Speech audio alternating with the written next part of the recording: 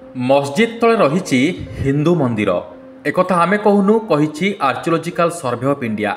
हाँ आज्ञा, मध्य प्रदेश विवादीय भोजशाला कमाल मौला मस्जिद तलू मिली अनेक हिंदू देवादेवी प्रतिमूर्ति। बेस किछि दिन है विवाद घेर रही मध्य प्रदेश यह मस्जिदटी।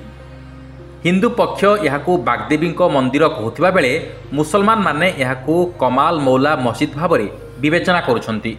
तेबे पूर्वे यह एक हिंदू मंदिर थिला एवं परवर्ती समय यहाँ मस्जिद्र रूप दि जाइथिबा दाबी होई आसुछि। तेणु सत्यासत्य पई हाईकोर्ट एएसआई को यार जांच करने पई निर्देश देथिले। यापर एएसआई तरफरु सर्वे आरंभ करा जायथिला। पर 7 एप्रिल 2003 मसीह हिंदू मानंकु मंगलवार दिन पूजा करने पई एवं शुक्रवार दिन मुसलमान मानंकु नमाज पाठ करने पई कोर्ट अनुमति देथिले। तेबे हिंदू मानक पक्षरु ए निष्पत्ति को चैलेंज करा जायथिला।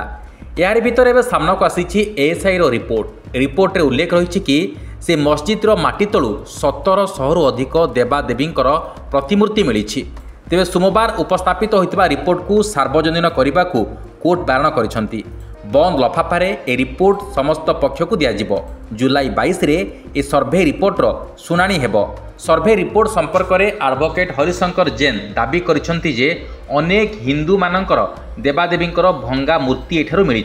तेणु एगुड़ी को देखि कि सहजरे कहिपारिबो जे एठारे एक हिंदू मंदिर ही थिला एवं परवर्ती समय ताकू भांगी सेठारे एक मस्जिद निर्माण करा जायछि। Bureau report news alert 24x7।